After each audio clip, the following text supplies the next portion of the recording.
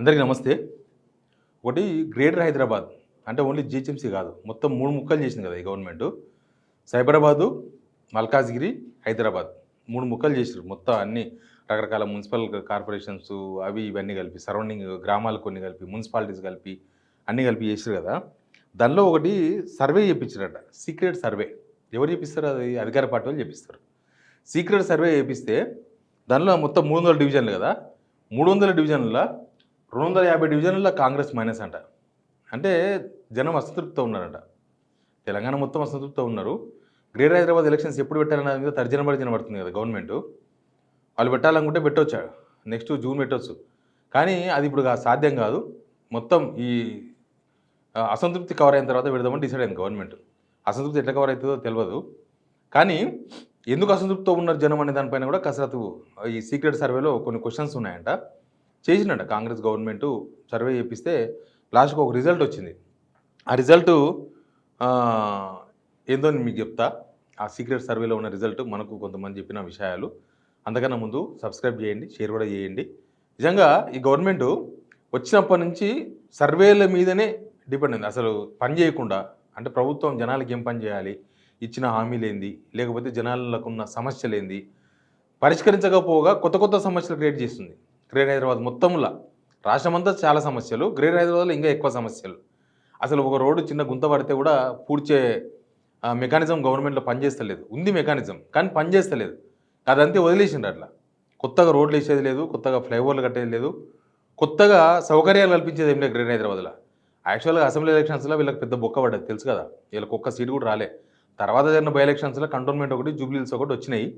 ఇంకా మిగతా ఈ బై ఎలక్షన్స్ వస్తాయేమో అనుకుంటే రాలేదు. ఖైరతాబాద్ కానీ, షేర్లింగంపల్లి కానీ, రాజనగర్ కానీ పార్టీ మారిన ఎమ్మెల్యేల ప్లేస్లో వస్తాయేమో అనుకున్నారు. కానీ అవి రాకుండా పకడ్బందీగా ప్లాన్ చేసి అంత దాన్ని ఇంకా ఏం ఏం జరిగిందో మీకు అందరికీ తెలుసు. కానీ ఇప్పుడు ఇవన్నీ ఉప ఎన్నికల గురించి కాదు. గ్రేటర్ హైదరాబాద్ ఎలక్షన్స్ వస్తే ఎట్లా ఉంటుంది, మొత్తం 300 డివిజన్స్ ఎక్కడెక్కడ అలా డివిజన్స్ కూడా అయిపోయినాయి. ఒక్కొక్క డివిజన్లో 30,000 ఓట్లు, ఒక్కొక్క డివిజన్లో 60,000 ఓట్లు.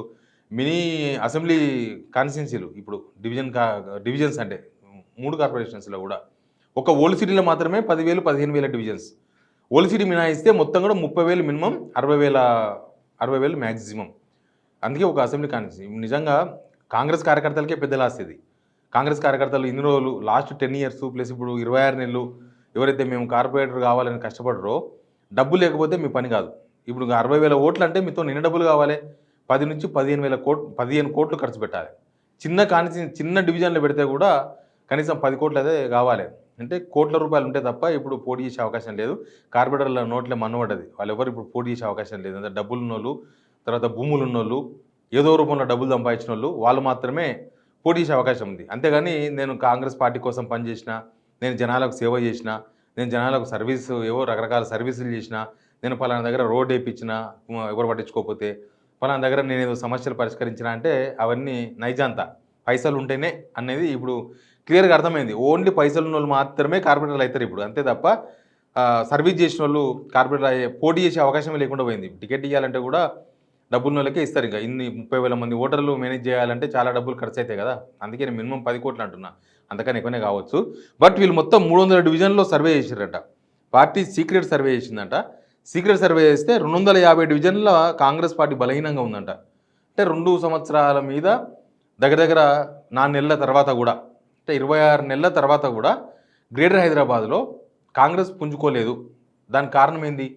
యాక్చువల్గా గవర్నమెంట్ 2 సంవత్సరాలు కాలేదు ఇంకా.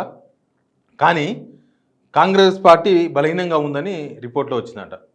ఎవరితో చేయించారో ప్రైవేట్ సర్వీస్ ఉండొచ్చు బహుశా. ఎందుకంటే మొత్తం సునీల్ కనుగోలు రకరకాల టీమ్స్ అని పనిచేస్తున్నాయి కాంగ్రెస్ అండర్లా. ఏ టీంతో చేయించిండ్రో కానీ 250 డివిజన్లలో మైనస్ ఉండడం పెద్ద ఆశ్చర్యమేం కాదనిపించింది నాకు. అది వాజిబే. ఎందుకంటే ఈ గవర్నమెంట్ వచ్చిన తర్వాత గ్రేటర్ హైదరాబాద్లో ఇక్కడున్న పుల్ల తీసి అక్కడ పెట్టలేదు. ఎక్కడక్కడ మురికి సిటీ తయారైంది హైదరాబాద్. అసలు చెత్త ఎత్తే తోడు లేకుండా పోయిండు. రోడ్లు గుంతలు పడితే పూడ్చేవాడు లేడు.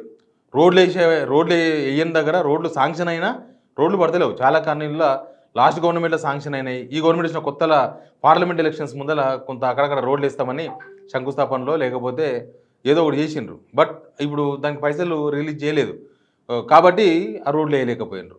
అన్ని రోడ్లు అట్లే ఉన్నాయి. అసలు వర్షాకాలం ముందల ఎప్పుడైనా సరే వర్షాకాలం ముందల మొత్తం రిపేర్ చేస్తారు. ఈ గవర్నమెంట్ రిపేర్ కూడా చేయదు. కనీసం ఫ్లైఓవర్ల మీద మన్ను కూడా ఊడవరు. కనీసం ఈ ఇన్లెట్స్ ఉంటాయి కదా, వాన పడితే నీళ్ళు పోయేటివి, వాటిని కూడా క్లియర్ చేయరు. అసలు మొత్తం ఎత్తేసినారు. వ్యవస్థలంతా కూడా నిమ్మలంగా నిద్రపోతున్నారన్నమాట. గవర్నమెంట్ నిద్రపోతున్నప్పుడు వ్యవస్థలు నిద్రపోతాయి. అక్కడ యాక్టివ్గా ఉన్నప్పుడు ఈ డిపార్ట్మెంట్ మొత్తం రేవంత్ రెడ్డి కింద ఉంది. బట్ రేవంత్ రెడ్డి ఎంత పని చేస్తున్న దానికి అదే ఒక పెద్ద విషయం. అక్కడ చూడలే ఆఫీస్పేటలో ఫ్లైఓవర్ మీద నీళ్ళు మళ్ళీ అది కట్టినలో తప్పు కాదు, దాన్ని మెయింటైన్ చేయడంలో ప్రాబ్లం. కట్టి 2 సంవత్సరాలు 2022లో ఎప్పుడో ఓపెన్ అయితే 2025లో నీళ్ళు మళ్ళీ అంటే దాని అర్థమైంది, దాన్ని ఊడ్చేవాడుకు లేడని అర్థం. ఇంకా మీకు నేను గొప్పగా చెప్పాలని అవసరం లేదు, మీకు అందరికీ తెలుసు. అందరు గ్రేటర్ హైదరాబాద్ ఉన్న జనాలకు అందరికీ ఏం జరుగుతుంది. రోడ్లు పూడ్చిండ్రా, లేకపోతే నీళ్ళు మళ్ళీ ప్లేసులు ఏమైనా కొత్తగా రిపేర్లు చేసిండ్రా, కొత్తగా సీసీ రోడ్లు ఏమైనా వేసిండ్రా, ఇట్లాంటి చాలా విషయాల మీద మీకు అందరు బాగా తెలుసు. అయితే 250 డివిజన్లలో కాంగ్రెస్ బలహీనంగా ఉంది అంటే గవర్నమెంట్ మీద తీవ్రమైన అసంతృప్తి.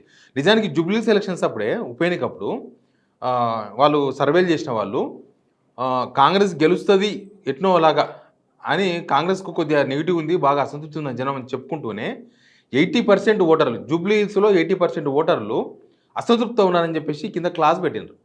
అంటే జనం జూబ్లీ హిల్స్లోనే 80% అసంతృప్తి. మరి ఎట్ట గెలిచినా మీరు అడగొచ్చు, మీకు ఇంకా చాలా విషయాలు తెలుసు, నాకన్నా ఎక్కువ విషయాలు తెలిసిండొచ్చు. దొంగ ఓట్లు, లేదా డబల్ ఓట్లు, ముస్లిం ఓట్లు ఎక్కడెక్కడి నుంచో తీసుకొచ్చి అక్కడ నమోదు చేపించి దాదాపు 60-70 వేల ఓట్లు బయటి ఓట్లు వచ్చినాయని, దాదాపు 20-25 వేల ఓట్లు పోలేని దొంగ ఓట్లని, ఇవన్నీ కూడా డబ్బులు, చీరలు, రకరకాల కష్టాలు పడ్డారు, వాళ్ళ పన్నాలు చేసిండ్రు. కానీ ఇప్పుడు ఈ 250 డివిజన్లలో పార్టీ నెగిటివ్ ఉంది, జనాల్లో అసంతృప్తి ఉందంటే దానికి ప్రధానమైన కారణం అయితే ఒకటి హైడ్రా, 2 ప్రభుత్వం తీసుకుంటున్న సమర్థ నిర్ణయాలు కాదు అంటే పనిచేసే. ఇప్పుడు మూసీ బ్యూటిఫికేషన్ అని పెట్టుకున్నారు.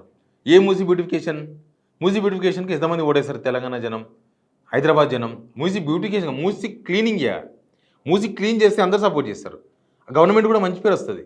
మూసీ ప్రక్షాళన కనుక చేపడితే నది గర్భంలో ఎక్కడైతే ఉన్నాయో వాటి అందరిని తరలించేసి అక్కడి నుంచి తప్పించేసి ఆ గడ్డిగా తీసేసి లోపల ఉన్న ఇసుక మెట్టలు ఉంటే ఎత్తేసి రాళ్ళు ఉంటే కొట్టేసి నీళ్లు నిజంగానే మురికి నీళ్లు మూసిలో కలవకుండా దాన్ని ఇంకా చాలా వరకు అయినాయి. ఎస్టీపీలు రకరకాల ఏర్పాట్లు ఉన్నాయి, అవన్నీ చేస్తే ఇబ్బంది ఏం లేదు.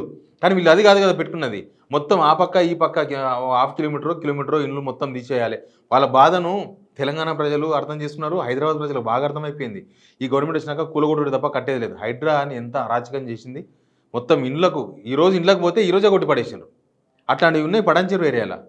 అన్ని పర్మిషన్స్ ఉన్నాయి, ఇప్పుడు పర్మిషన్స్ లేవు, ఏమి లేవు, దొంగసాటుకు కట్టుకున్నారు, వాళ్ళు కబ్జాలు చేసి కట్టుకున్నారు అంటే ఓకే, అట్లాంటి దొంగవి కాబట్టి వాటి వల్ల డిస్టర్బ్ అయినప్పుడు, చెరువులు డిస్టర్బ్ అయినప్పుడు, లేకపోతే మూసి డిస్టర్బ్ అయినప్పుడు చేయొచ్చు. కానీ వీళ్ళు అట్లా చేయలేదు. పర్మిషన్ ఉండి అన్ని ఉండి ఎల్ఆర్ఎస్ఎల్ కట్టుకొని అన్నీ ఉన్న ఇళ్ళ కూలగొట్టిన, చాలా వరకు హైడ్రా కూలగొట్టిన చాలా ఇండ్లు పర్మిషన్ ఉన్నవే. ప్లస్ వీళ్ళు పక్షపాతం కూడా చూపించారు కదా, తిరుపతి ఢిల్లీ కూల్చలేదు, లేకపోతే సల్కం చెరువుల అక్బరుద్దీన్ వాళ్ళ కాలేజీ కూల్చలేదు, ఇట్లాంటి చాలా ఉన్నాయి. వీళ్ళే చెప్పినారు ఆ చెరువు కబ్జా చేసినారు, వీళ్ళు చెరువు కబ్జా చేసినారు. పెద్దలు ఏం ముట్టుకోలేదు, అన్ని మధ్యతరగతి ప్రజలై, చిన్న ప్రజలై, పూర్ పీపుల్వి మొత్తం అలా గుడిసెలు లేపేసుడు, ఇండ్లు లేపేసుడు ఆ పని చేసింది. తర్వాత రియల్ ఎస్టేట్ ఏమైందో మీకు తెలుసు. హైదరాబాద్ అంతా రియల్ ఎస్టేట్ చేసే వాళ్ళు లక్షల మంది రోడ్డు మీద పడ్డారు ఈ గవర్నమెంట్ వచ్చిన తర్వాత. అది తీవ్రమైన అసంతృప్తి. ఇంకా స్కీములు అమలు చేయలేదు ఈ గవర్నమెంట్, ఒక అడ్మినిస్ట్రేషన్ లేదు, ఈ గవర్నమెంట్ సరిగ్గా పనిచేస్తలేదు, వీళ్ళకి పరిపాలించే సాధన అయితే లేదు. హైదరాబాద్లో సరే బస్తీల్లో ఏమైనా మేనేజ్ చేద్దాం అనుకుంటున్నాం గవర్నమెంట్, కానీ ఆల్మోస్ట్ చదువుకున్న వాళ్ళందరూ కూడా ఈ ప్రభుత్వం మీద తీవ్రమైన అసంతృప్తి రాష్ట్ర వ్యాప్తంగా ఉన్నారు. అందుకే ఈ సర్వే రిపోర్ట్లు ఇట్లా తగలబడ్డాయి. ఇక వేరే పార్టీలోకి వెళ్ళి చేర్చుకోవాలని చెప్పి డిసైడ్ అయిందంట కాంగ్రెస్. వేరే పార్టీలో ఉన్న బలమైన లీడర్లను చేర్చుకుంటే అప్పుడు గ్రేటర్ హైదరాబాద్లో బలపడుతుంది కాంగ్రెస్. బలపడ్డ తర్వాత అప్పుడు ఎన్నికలకు వెళ్ళే యోచనలో ఉందని ఒక రిపోర్ట్ వచ్చింది. ఇక స్పెషల్గా చెప్పాల్సిన అవసరమే లేదు, బలపడదనే తర్వాత తెలుస్తుంది. ఇంకా గవర్నమెంట్ ఉంది అనే ఉద్దేశంతోన ఈ గవర్నమెంట్కి ఓటేసిన వాళ్ళే ఎంపీటీసీ జెడ్పీటీసీ ఎలక్షన్ పోయినా, మున్సిపల్ ఎలక్షన్ పోయినా, సర్పంచ్ ఎలక్షన్స్ పోయినా ఈ గవర్నమెంట్ ఇంకా ఉంది కదా అని వేయడమే తప్ప ఈ గవర్నమెంట్ పనితీరు మీద ఓట్లు వేయలేదు. ఈ గవర్నమెంట్ మంచిగా పనిచేస్తుందని చెప్పేసి ఓట్లేసిన వాళ్ళు కాంగ్రెస్ కార్యకర్తలు అయి ఉండొచ్చు, వాళ్ళు కూడా 5% మించి ఉండరు. ఎనీవే ఈ సర్వే రిపోర్ట్ ఒకటి 250 డివిజన్లలో కాంగ్రెస్ వీక్ ఉందంట. 250 డివిజన్లు అంటే ఆల్మోస్ట్ ఇంకే ఉన్నది. 75%, 80% డివిజన్లలో కాంగ్రెస్ పార్టీ ఇప్పుడు ఎలక్షన్ వస్తే గెలవదన్నారంట. అందుకని జిహెచ్ఎంసీ ఎలక్షన్స్ ఇప్పట్లో జరగవు. ఈ ఇయర్ డిసెంబర్ అంటున్నారు. ఈ ఇయర్ డిసెంబర్ కాకపోతే బలపడే వరకు ఒకవేళ టైం పడితే అప్పుడు పెడతారనమాట. ఎనీవే ఒక రహస్య సర్వే, వాళ్ళు చేపించుకున్న రహస్య సర్వే రిపోర్ట్ ఇది. Please subscribe.